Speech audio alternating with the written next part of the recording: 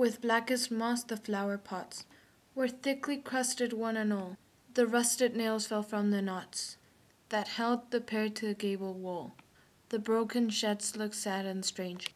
Unlifted was the clinging latch, weeded and worn the ancient thatch. Upon the lonely moated grange, she only said, "My life is dreary. He cometh not," she said. She said, "I am aweary, aweary. I would that I were dead." Her tears fell with the dews at even. Her tears fell ere the dews were dried. She could not look on the sweet heaven, either at morn or eventide, after the flitting of the bats, when thickest dark did trance the sky.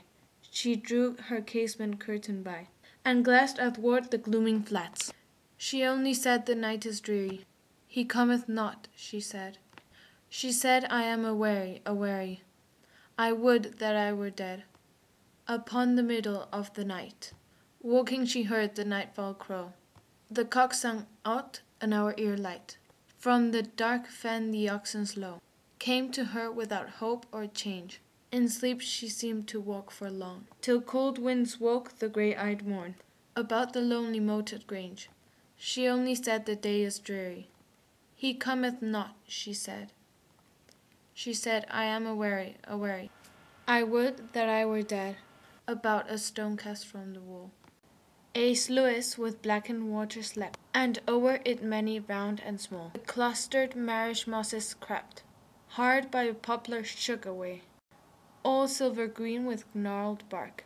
For leagues no other tree did mark the level waste, the round and grey.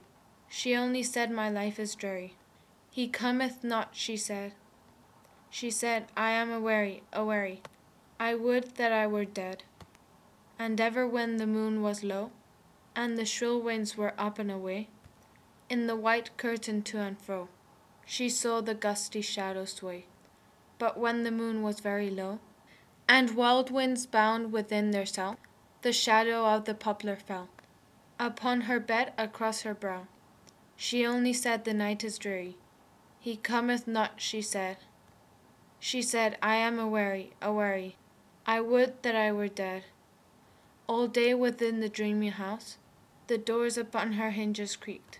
The blue fly sung in the plain, the mouse behind the mouldering wainscot shrieked, or from the crevice peered about. Old faces glimmered through the doors. Old footsteps trod the upper floors. Old voices called her from without. She only said, "My life is dreary. He cometh not," she said. She said, "I am aweary, aweary. I would that I were dead." The sparrows chirrup on the roof, the slow clock ticking and the sound, which to the wooing wind aloof, the poplar maid did all confound. Her sense, but most she loathed the hour, when thick moated sunbeam lay athwart the chambers, and the day was sloping towards his western bower.